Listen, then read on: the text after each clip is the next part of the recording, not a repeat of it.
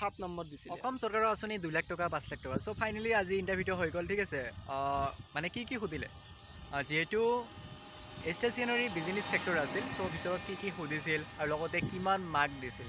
Okay, চ' আজি আমি ইয়াতে কিছুমান কথা পাতিম আৰু লগতে আজিও প্ৰায় 200+ কেণ্ডিডেট মাতিছিল। আজি আমি ইয়াতে কথা পাতিম। চ' আপোনালোকে ভিডিঅ'টো স্কিপ নকৰাকৈ চাই থাকিব আৰু যদিহে আপোনালোকে আমাৰ চেনেলটি নতুন হোৱাৰ কাৰণে ভিজিট কৰিছে তেনেহ'লে প্লিজ চেনেলটো ছাবস্ক্ৰাইব কৰিব নাপাহৰিব। এতিয়া চাওক বন্ধু বান্ধৱীসকল, চ' ফাইনেলি ভিতৰত কি সুধিছিল, প্ৰচেছটো কি আছিল, কিমান মাৰ্ক দিছিল চাই লওক। প্ৰথমতে মোক সুধিলে যে আপোনাৰ নামটো কি আছিল, মই ক'লোঁ। তাৰপিছত মোৰ ছেক্টৰটোৰ কথা মানে সুধিলে, মই ক'লোঁ যে মোৰ ষ্টেচনাৰী বিজনেছ ছেক্টৰ আছিল। তাৰপিছত মোক সুধিলে তুমি কিমান দিনৰ পৰা দোকান কৰা, মানে বিজনেছ কৰা আৰু। মই ক'লোঁ যে ছাৰ 4 বছৰমান হ'ল। কয় আপোনাৰ কিবা লাইচেঞ্চ আছে নেকি? Trade licence. ট্ৰেড লাইচেঞ্চ হয়। মই ক'লোঁ যে ছাৰ নাই, মোৰ ট্ৰেড লাইচেঞ্চ নাই।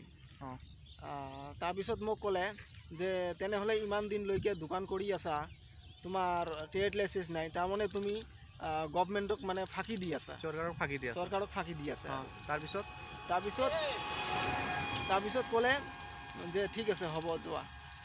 তাৰপিছত মোৰ নাম্বাৰটো দিলে, নাম্বাৰটো মই চালোঁ, মানে 7 নম্বৰ দিছিলে আৰু। চ' ফাইনেলি যিহেতু ভিতৰত কি সুধিছিল, প্ৰচেছটো কি আছিল, লগতে ষ্টেচনাৰী বিজনেছ ছেক্টৰ, আজি যিহেতু আমাৰ ফাইনেলি ইণ্টাৰভিউটো টেষ্টটো হৈ গ'ল, ভাইভা টেষ্টটো হৈ গ'ল, প্ৰায় ইয়াতে 200+ মাতিছিল আজি, ঠিক আছে, আমাৰ কোকৰাঝাৰ ডিষ্ট্ৰিক্টৰ DICC অফিচত।